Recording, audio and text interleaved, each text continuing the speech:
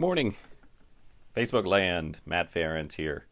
Mondays with Matt, first Mondays with Matt, 9 o'clock Monday morning, coming at you from my home office to your home office or your living room or your kitchen, anywhere you're having your breakfast or something like that.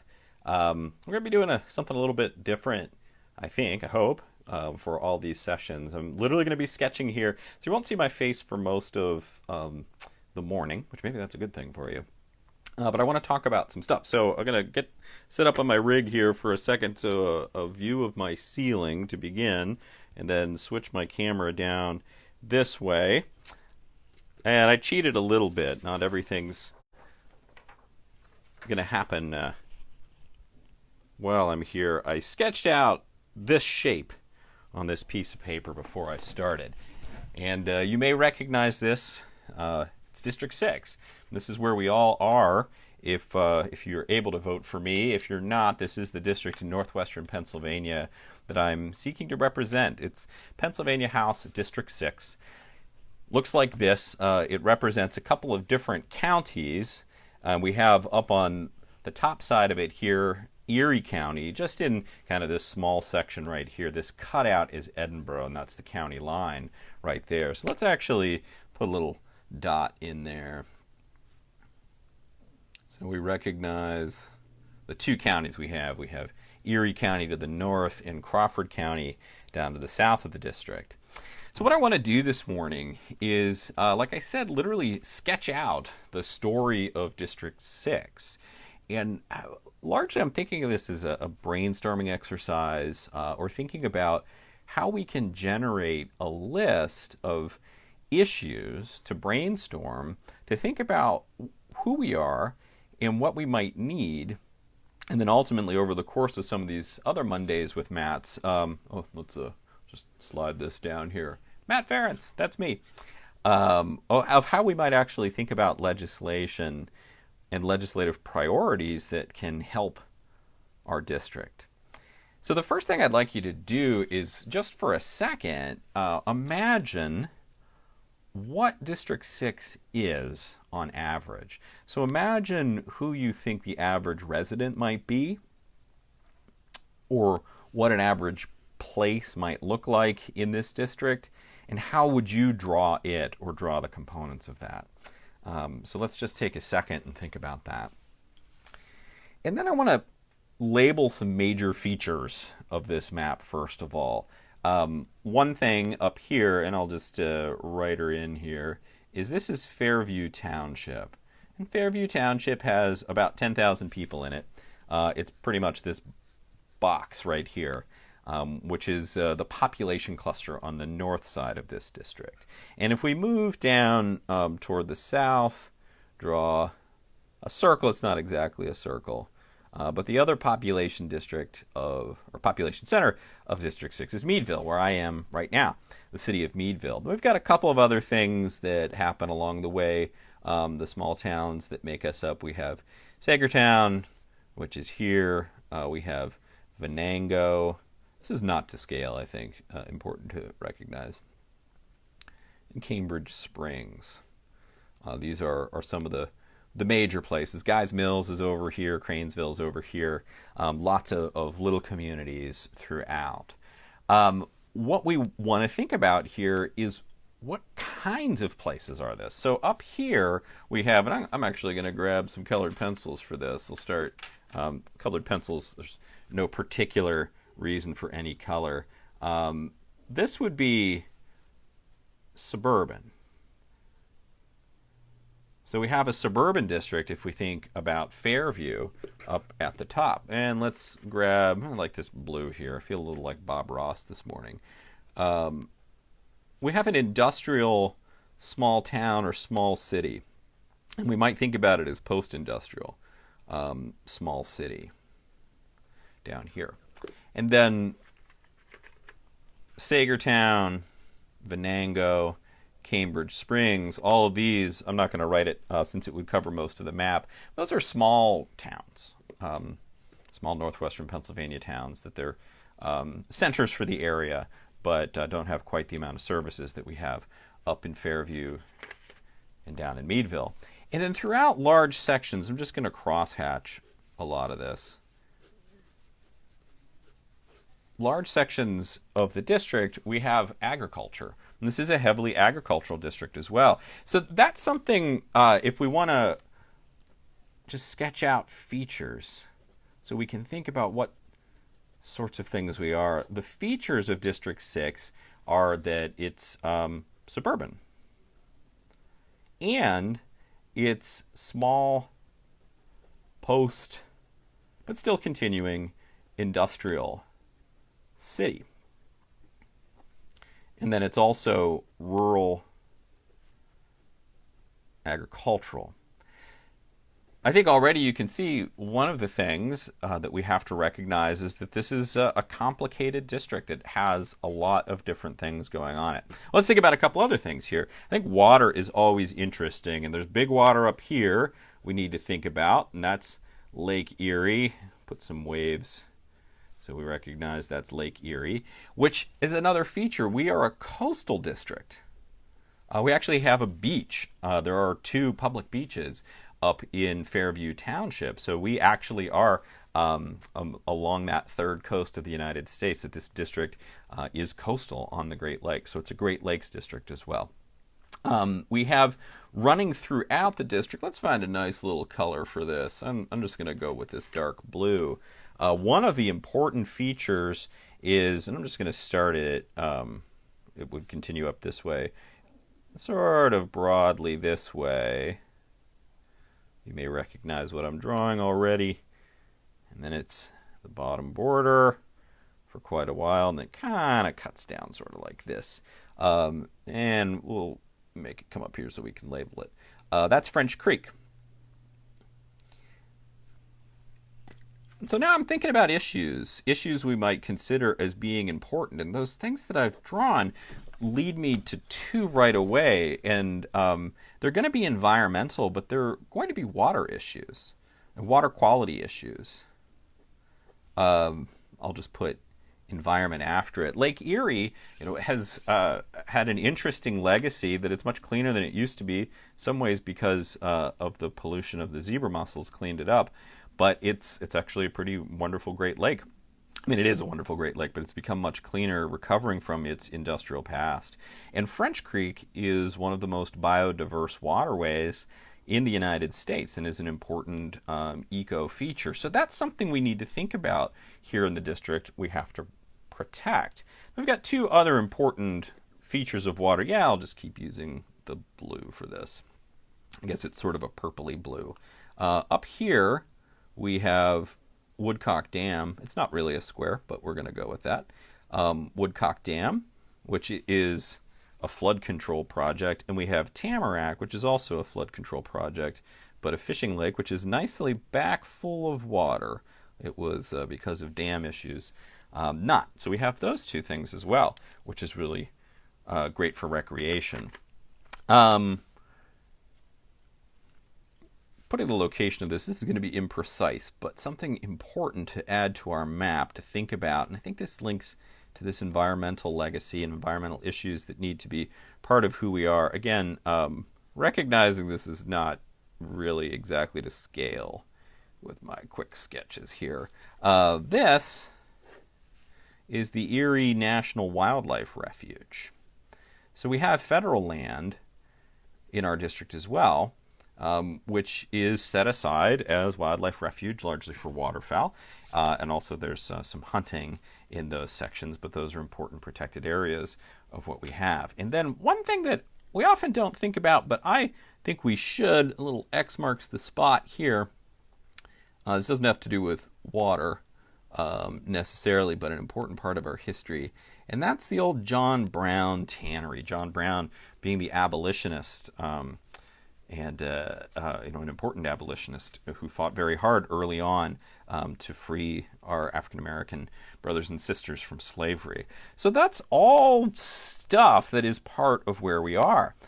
But as we start thinking about this feature, right, like coastal, also I'm going to be I'd be off my map here, but I'm going to point right up here. If we kept going that way, We're in Canada, so this is actually an international district. Not something I think we often think about, but the border technically of District 6 to the north is in the middle of Lake Erie, and that's Canada. So that's pretty cool. We actually are an international district. There's no question. I'm going to put this, actually, erasure. I told you there'd be flubs. Live television. It's a feature, not an issue. Maybe it becomes an issue. What we might actually think about years ago, my wife and I lived in southwestern Arizona in the town of Sierra Vista, which was very close to the border.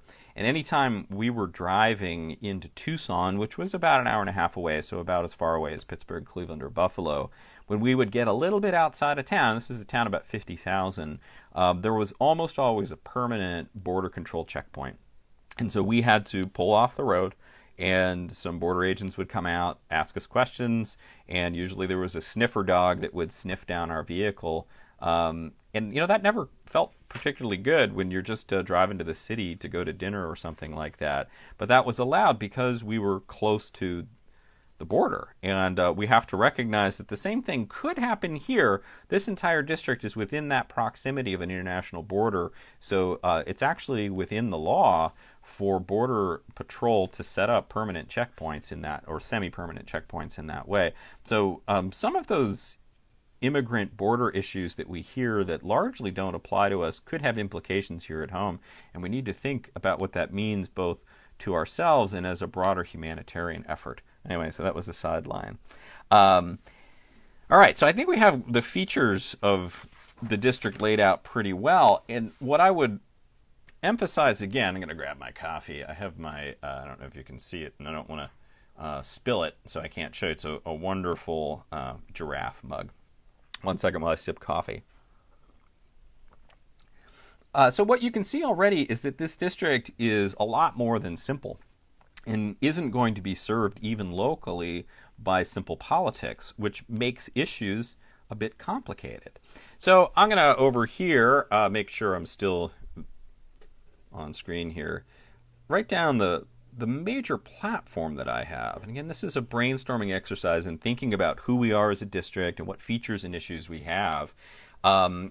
Hey, Wendy, I just saw your comment. You're exactly right. Gerrymandering is nuts. And I think that's one of the things that we can take away from this is that we have, in some ways, there shouldn't be one rep for all these three areas. But on the other hand, maybe there should. Because part of, spoiler alert, I think that our district sort of encapsulates Pennsylvania. That it has a lot of the features that the entire state has. And I'm not going to say it's a unique district in that, but it's a somewhat distinctive district in that it encompasses a lot of the same issues that we see in places like the city of Pittsburgh or places like other rural farming areas or other suburban areas. Anyway, getting back to the platform, the three main parts of my platform are about support for public education, healthcare, and I believe universal healthcare is important, and also environmental protection. I hope that's not too small here. If you're watching on a phone, it might be. Well, maybe I'll just make that environmental. It's good to have scribbles so they look better, right? So with my platform, these are the three main bits: education, healthcare, and environment. We can already see that there's a connection point here. If we think about water quality and issues, we have a lot of important pieces of water in the district. There's environmental protections actually matter deeply to us. If we want to think about something like climate change, and so I'm going to put that, I'll put green development. I'll just put it that way for now. I think that'll connect to something else. Lake Erie, we've had high water issues on Lake Erie, and we have coastal erosion issues that are going to have specific problem areas for some of the residents who are living up in the coastal portion of our district. French Creek, water protection and keeping it clean is really important. Same for the National Wildlife Refuge a lot. So even though the people are different in these areas, the response of actually doing something to protect water quality in the Commonwealth has benefit to everybody in the district as well as across the entire Commonwealth. So anyway, if we think about these three platform issues, we need to start thinking about more of of the stats and issues and things that affect us and how these issues might link into environment, into healthcare, into education. So I'm going to throw some stats on here because I think these are important. Let's think about Pennsylvania as a commonwealth itself. All right, so Pennsylvania has 13 million people approximately, just a little bit less. So that's the population. We have 13 million people. And I'm going to throw out a couple of other stats here, and we'll get at these in a second. The median household income is $59.4 thousand a year. So I'm going to put median and household, MH. The per capita income on average, the median, is $39,000 a year. Average median, not average, median, the median home price, I'm going to talk about that in a second, I think. Median home price, I need to write per cap here, $174,000 is the median home value in the Commonwealth. And across the Commonwealth of Pennsylvania, 12.2% of Pennsylvanians live in poverty. Now let's go over here just quickly as an aside. Let's think about the median. This is something I'm mentioning because it's not always the easiest thing to understand. It took me a long time to figure out what people mean and how thinking about a median is thinking about something different than thinking about average, because they're very different. So we have median versus an average. And so if we take, say, 5 numbers, 1, 2, 3, 4, and 10, it's pretty easy, I think, for us to figure out what the average of those 5 numbers is. We add them up. 1 plus 2 plus 3 plus 4, 4, 5, 6, 7, 8, 9 is 10, plus 10 is 20. And so if we divide 20 by 5, the average of that is 5.0. But the median is a really important number. The median is the number that half of the other numbers are below it and half of them are above it. So the median of this list is actually 3. So you can see the difference between the median and the average is pretty significant. The reason when we're thinking about the statistics of a place and we think about median instead of average is, sorry, I was in the camera there moving this so you can see all those things, is that the median gives you a better sense of the big pile in the middle. And so any median number, like 59.4 thousand is a median household income, means half of Pennsylvanian households make less than that, and half of Pennsylvania households make more than that. Now, it's possible that there's one that's way out in that direction. It makes $75 kajillion a year, and the rest makes 60, and the median still winds up being 59.4. It's not that per se. Or it's possible there's one person who makes 0, and the rest are all right around 59. That's also not the case, but that's the way median works. It gives us a sense of who really is in the middle. So this is kind of the middle, not the average, because the average would be skewed if you had someone who made $1 and someone who made $1,000. 500 is the average, and there's quite more of a separation between 1 and 100 than or 1 and 1,000 and 1 and 500. Okay, so that is the Pennsylvania stats. We need to think about the district itself, and so District 6, by definition, is about 60,000 people. Each of the 203 legislative districts in Pennsylvania, that would be your House of Representatives in Harrisburg, has about 61,000 residents. So that is how this map works. The gerrymandering that Wendy mentioned in the comments and that I briefly talked about is, the legislature gets to decide how we separate the 13 million people in the Commonwealth into these 203 packets of 61-ish thousand people, 61,000. And this is what's happened here. I'm not sure why this is the shape of the district. It doesn't make a lot of sense. I can see an argument for this being gerrymandered to benefit Republicans, obviously, because there are more Republicans in this district than Democrats. But I could also see this district as actually being gerrymandered to favor Democrats in an interesting way, in that it makes other Erie area districts more heavily Democratic. And so what I would always say about gerrymandering is it doesn't matter if you're on the side that's winning the gerrymander, it's not right. That it's anti-democratic, and I'm a supporter of a fair districting effort that's happening in the Commonwealth, so we actually have districts make a little bit more sense. So anyway, thinking about District 6 and the 60,000 people, let's think about median incomes. And so I'll just grab a different color pencil for that. How about that? We'll start with red. And so I'll write them here. So we have a key. Oh no, I have a better idea. I can just do this. All right. Hopefully that shows up. So this red is the median household income. So if we think about median household incomes in the district, Crawford County, so everything down here, I'm going to label that to Crawford County, has a median income of $49,000 a year, and then it has I'm just going to use the same one here for per capita because I think it'll be clear which is which. And the per capita in Crawford County is $25,700 a year. So that means that Crawford County has a household median income 82% of Pennsylvania, and it has per capita income 78%. You can see those are pretty close to one another in the percentage wise. Okay, so up in Fairview Township, the picture is quite a bit different. And so the median household income is $95,000 a year, which is actually 131% of the Pennsylvania median. And that's great for Fairview. That's prosperous. And I'm not criticizing that, just recognizing that's a pretty big difference between Crawford County and the section in Erie County of Fairview. And then the per capita is 43, which, I'm sorry, this was actually 160%.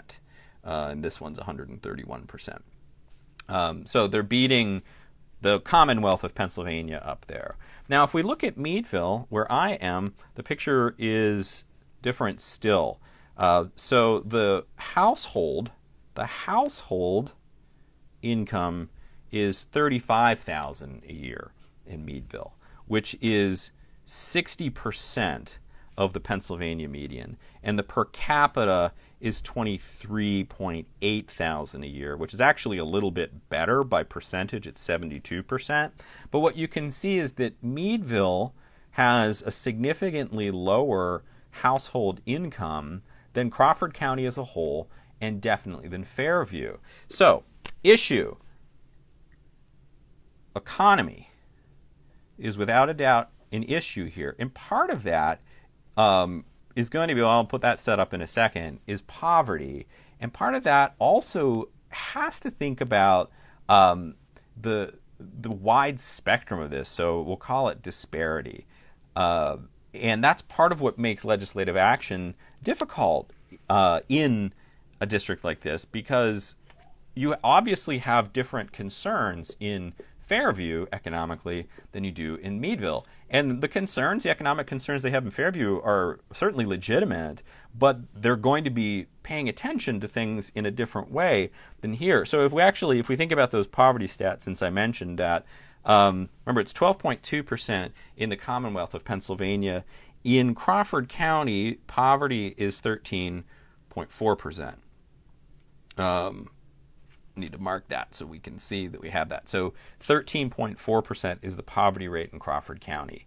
It's a little bit higher than the Commonwealth, but sort of within that general ballpark. Up in Fairview, again, very different situation, and this is a wonderful number. I'm really happy for it. 5.5%. 0 is the goal, of course, but 5.5 is a pretty darn low area of poverty. But we could understand, even in a place like Fairview Township, where the median household income is $95,000 a year, there's still households that are really struggling. And comparatively within the district, they would probably definitely be noticing the struggle more. Okay, so here's the big number down in Meadville.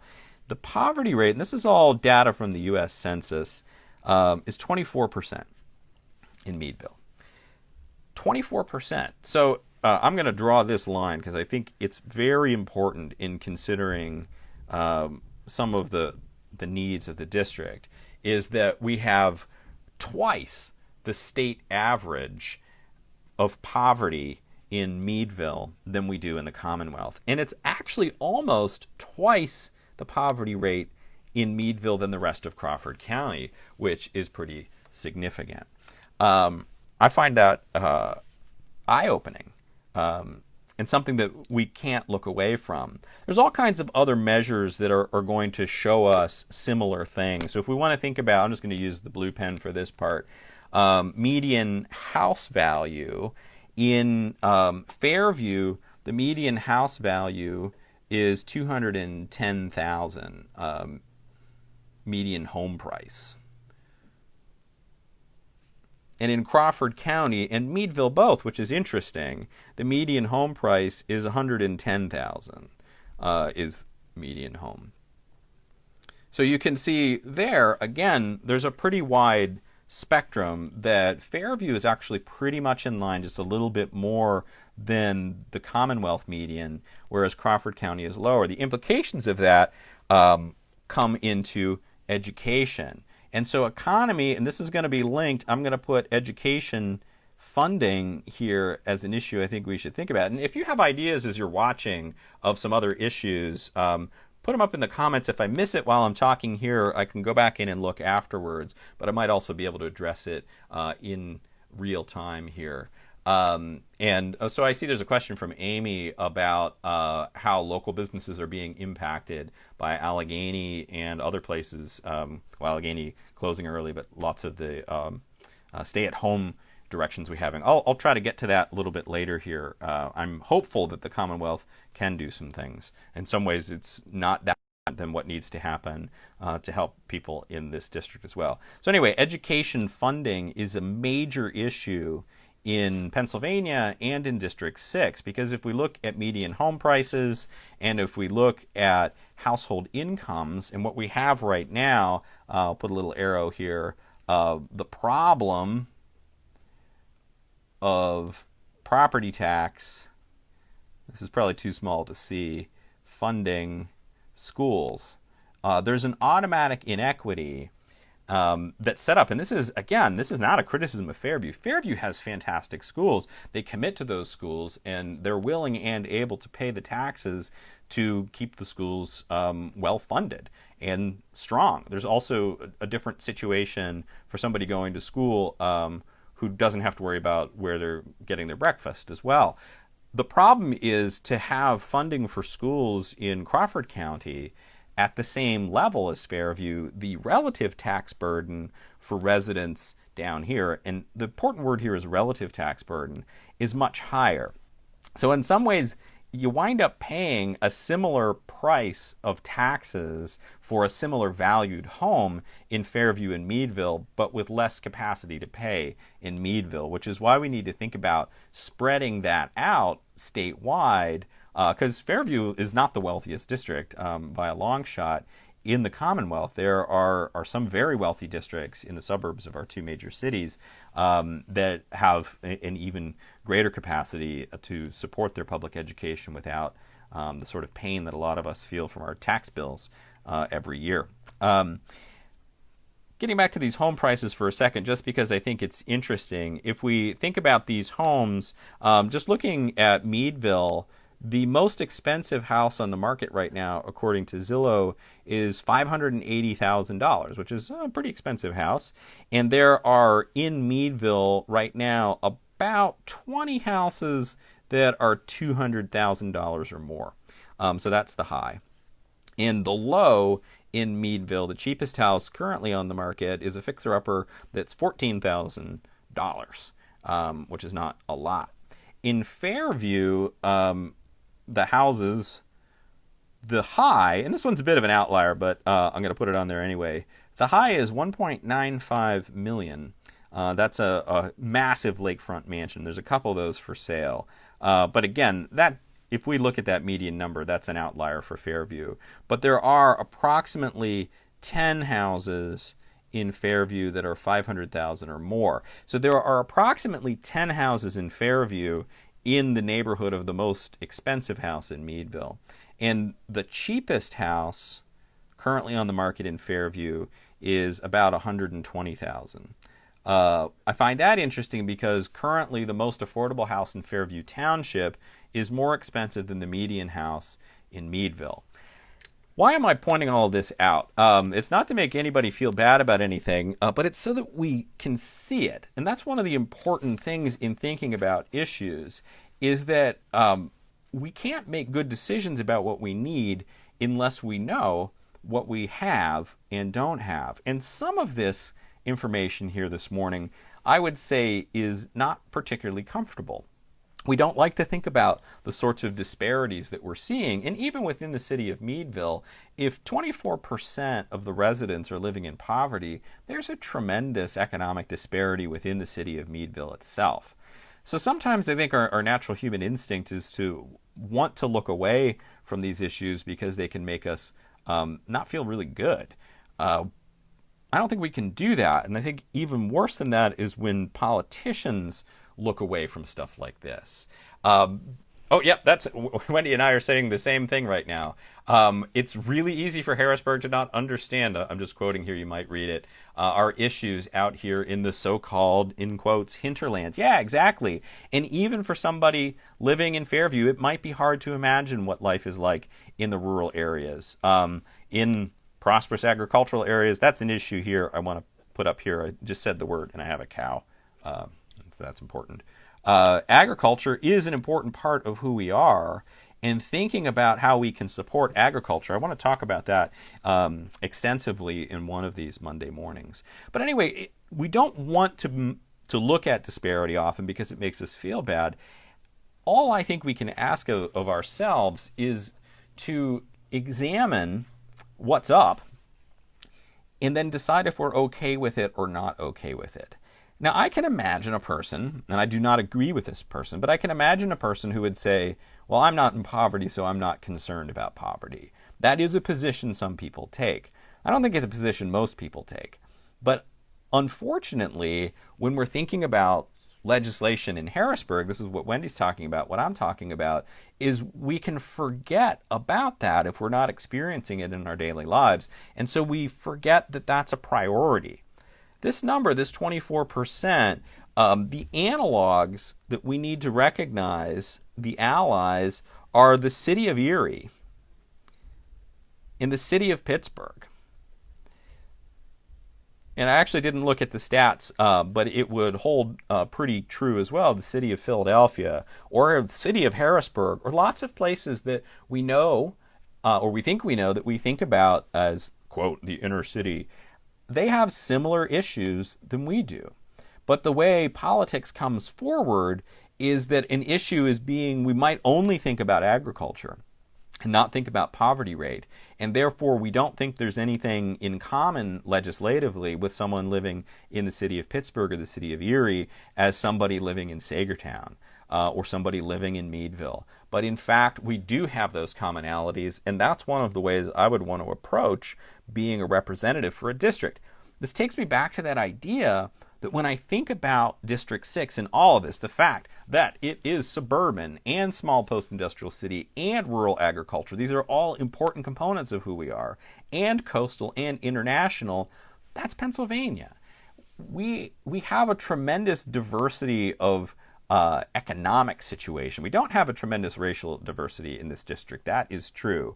But in places that do have more racial and ethnic diversity, we can start to recognize that those issues that they're dealing with economically and our issues economically are actually connected. And so if we could get beyond what unfortunately I think too many politicians dog whistle about, which is to create a racial separation between the city of Pittsburgh and rural Crawford County, this is the ethno-nationalism we hear people talking about, is that's a way to keep allied poor people from working together to solve these problems. So in fact, I would say any representative in northwestern Pennsylvania in a district like the 6th ought to be talking a lot with the caucuses of representatives in urban areas across the state, because we have a lot of the same issues to share. So yeah, these are the issues that I'm thinking about here when I sketch all of this out, thinking about everything that we are, what we might be able to do. What I'd like to do in the future, and if you have any further questions here, I'm going to try to get back to Amy's here in a second, riff on it. But if you have any further questions about this map that you want to throw up here, feel free to do that. Or if you're looking at this not in real time, because it is 9 a.m. on a Monday morning, some of us might still be working on that first cup of coffee, put a comment on or shoot me a message one way or the other, and I'll try to address it either directly if it's small, or think about it as a subject for another Monday with Matt. I want to talk about my platform relative to these issues. So I'm going to make a version of this that I can show at the beginning of each session and then focus in. So next week, March 30th is the date. It's actually a very important anniversary date for me related to healthcare. And that's a teaser for next Monday morning. I'll talk about why March 30th is an important and difficult day in my own history that has caused me to think much differently about the need for universal healthcare coverage in the United States in general, but in the Commonwealth. And I'll talk about why I believe that the Commonwealth could and needs to be front and center in making sure healthcare is available for all. Hi, Dan. Dan has just logged in. Dan is a fellow Democratic candidate running down in Butler County. Just giving him a quick plug. I think it's important to know about that. He's running against someone who it would be wonderful to see not be in the legislature anymore. And I'll have you check out Dan's own site if you want to get a little bit more information about that. It's a really important race as well. So that's what I have this morning. Again, I think you can see it, but you couldn't see me. I'm Matt Ference, and I'm running for the Pennsylvania House of Representatives in District 6. I look forward to talking with you again in some of this format in the morning, and also eventually once we're out. Oh, I actually have another question. I'm signing off, and I don't want to sign off because Amy asked a really important question about the stay-at-home orders that Allegheny College, probably most of you watching know, much like most, if not all, of the colleges, certainly the vast majority of colleges in the Northeast, have moved to remote delivery. We were on spring break last week. We start remote delivery of our classes toward the end of the week, middle of the week, this week. What impact that would have on local businesses. And that is definitely an issue, and I'm going to extend it beyond just the college not being open. Part of that, actually, I don't know, just in case I want to sketch, I'm going to slide this over so I have a little extra space here. We have a lot of neighbors and friends, all of us, across the Commonwealth, but certainly if we want to think locally, we can think about that, who are facing some pretty significant economic hardship for a necessary reason. This is a public health mobilization, and as I've said in other situations, I'm really heartened by how seriously so many people have taken the COVID-19 I keep wanting to say, but not say the word quarantine in a certain way. That is what we're doing. But the social distancing, the stay at home as much as you can so that people don't get sick. One of the things that I've been thinking somewhat pointedly about, and I'm going to get back to the businesses in a second, but that I've been thinking about here, and let's see, I'm actually going to not do that, mess up this map. I've been thinking about the number of neighbors we have here who live in nursing homes, and anybody who knows Meadville knows that there are a lot of nursing homes here, and there's a really big community, retirement community, which includes assisted living and nursing homes just north of campus. One of the things that was so crucial about the college deciding to send the students home and have them not come back, even before the governor would have compelled that, was the safety of those neighbors, is that those are the groups who are most at risk. And so in a literal, this might sound a little macabre, but in a literal way, the lives of those individuals are in the hands of those of us who are able to make the decisions. Actually, I wasn't making any of these decisions, but those who could make the decisions about whether we should create social distancing or not. So that was really important. But yeah, it comes with this terrific economic impact. We're seeing a scaling back of all economic activity. The Commonwealth, just like the federal government, needs to continue working on ways to offer aid. You know, some of that is, whether we want to call it unemployment coverage or something else. I mean, I think we might want to think about it even as something else, that we need to give people the economic ability to stay home. When we think about bailouts, this is more the national level, so nothing I have any influence on. But if we're some of the proposals that have been coming out about giving like a monthly income during the crisis as opposed to just a small payout make a lot of sense to me, because they wind up costing a little bit less than the big market boosts that are being thrown into the system. But they would give individuals the ability to continue shopping at the grocery store, paying utilities, and keep the fundamentals going. In many cases, all of us need to be thinking right now about what's the least we can do, not to help the crisis, but in all contexts. And the least we can do economically is actually an important way of thinking about this. So for the local businesses, that's where, I mean, many of them, they don't automatically have unemployment insurance, though from what I'm seeing, both nationally and in the Commonwealth, they're working on having the ability for business owners to get financial relief for being closed as well. That's absolutely vital. So that's where I think, that was a long answer to a very simple question, but a good one from Amy about what the Commonwealth could do to help in this crisis. So that might be something we can cycle back to a little bit next week as well, when I want to talk about healthcare. So 9 o'clock. Next Monday morning, I'm going to actually spin this around. You'll probably get to see my ceiling for just a second. And then I can look right in your eyes here. So thanks for coming in this morning, or thanks for logging on if you're not here live and taking a look at this little feed. Look forward to continuing the conversation, and keep going this way. Stay safe, wash your hands. I think this is a great time to think about what it means to be a human being, learn to play the guitar or something like that. And I don't mean that in a flip way, that we can revel in who we are as creative individuals as a way to cope with something pretty difficult to cope with worldwide. Thanks. Have a good morning. Have a good week. See you later.